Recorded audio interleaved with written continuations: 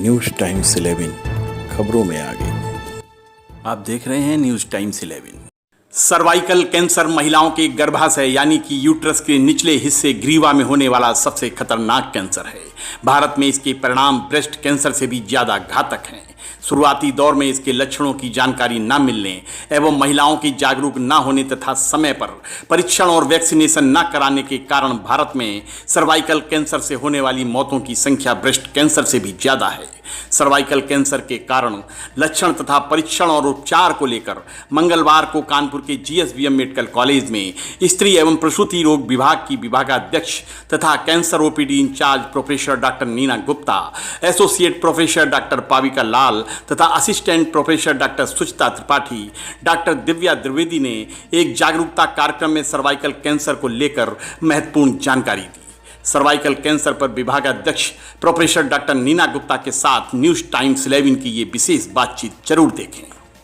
Cervical cancer भारतीय महिलाओं में पाया जाने वाला दूसरा सबसे खतरनाक कैंसर है।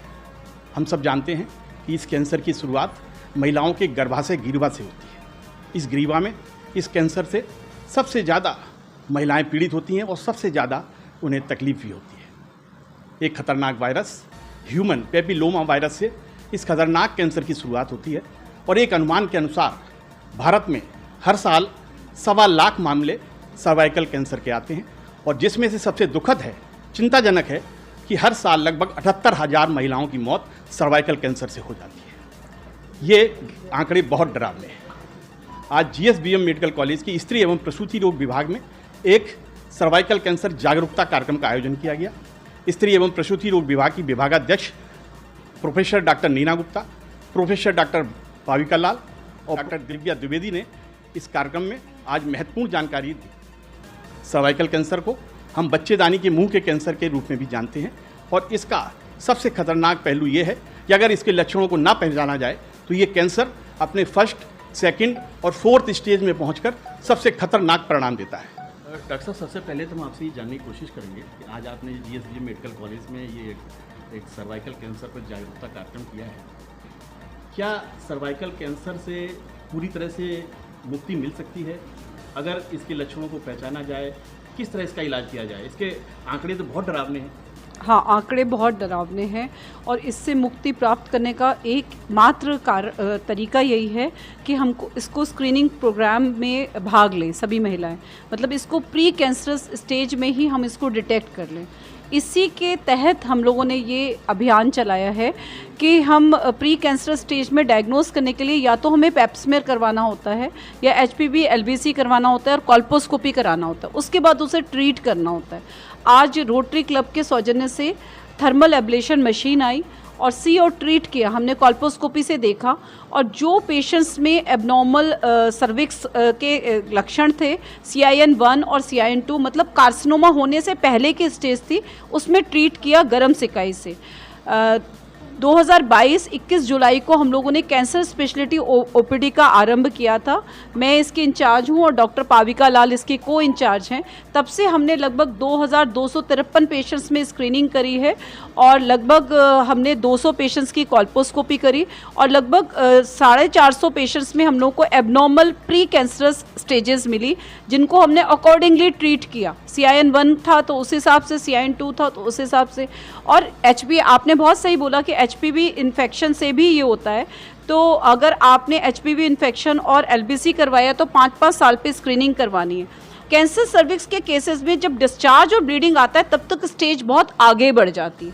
तो हमारा मेन उद्देश्य ये कि हर एक महिला, हमारे घर की महिला, आपके घर की महिला और समाज की हर एक महिला यदि स्क्रीनिंग के लिए आ जाए तो हम कैंसर सर्विक्स से निश्चित रूप से विजय प्राप्त कर सकते हैं। अगर आप जैसा बता रही हैं कि क्या महिलाओं को कम उम्र से, लड़कियां जो युवावस्था में है, इसकी जांच वैक्सीनेशन इसका कराना चाहिए? हाँ, एकदम।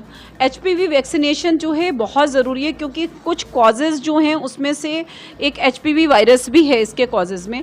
तो जैसे ही आपके बच्चे 9 to 14 ईयर्स के हों, before starting of sexual activity पे सब बच्चों का वैक्सीनेशन हो जाना चाहिए।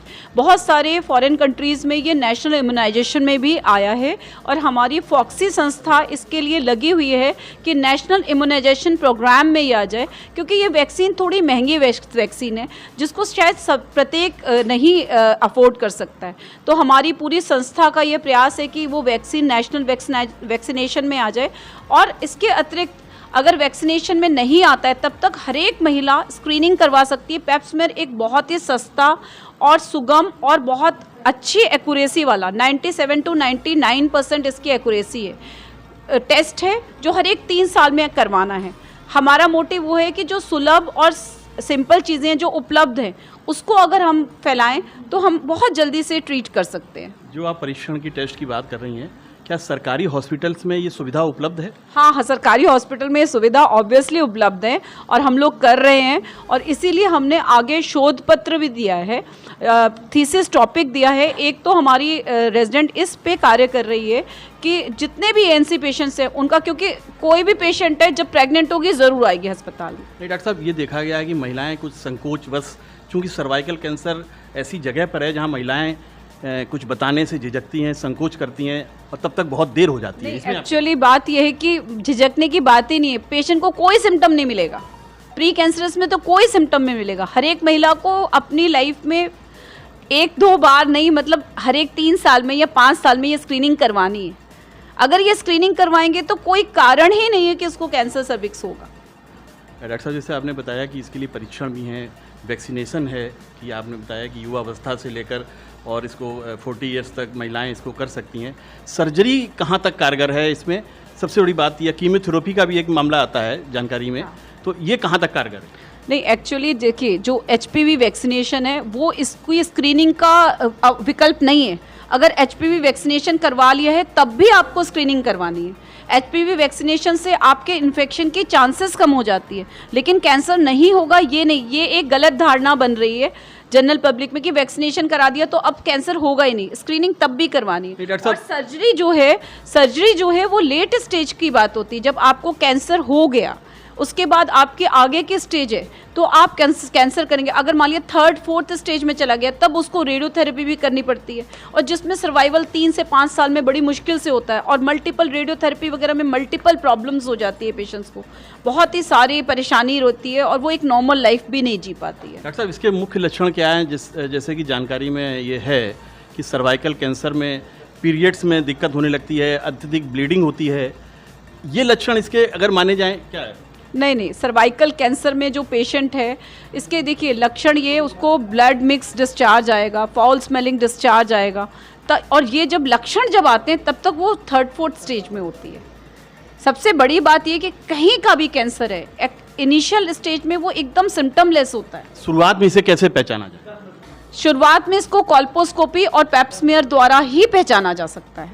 ये जो आप टेस्ट बता रही हैं, इसको शुरुआत में, और ये सब सरकारी हमारे अस्पताल में इसकी सुविधा है और इसके लिए पूरी टीम, डेडिकेटेड टीम है जो इस पे कार्य करती है। हर महिला को ये टेस्ट कराना चाहिए क्या? हर महिला को टेस्ट कराना चाहिए। हर महिला को 21 वर्ष के पश्चात यदि पेप्समेयर करा रही है, कि अगर नॉर्मल पेप्समेयर भी आया तो हर एक 3 साल पे, और अगर HPV LBC टेस्ट करवाती है तो हर एक 5 साल पे ये टेस्ट कराना अनिवार्य है और डेवलप्ड कंट्री में अनिवार्य है। WHO की गाइडलाइन में है, हमारी फॉक्सी की गाइडलाइन में है, और मैं अपनी सफलता तभी मानूंगी जब हर एक व्यक्ति के घर के महिलाएं ये करवाने लगेंगी।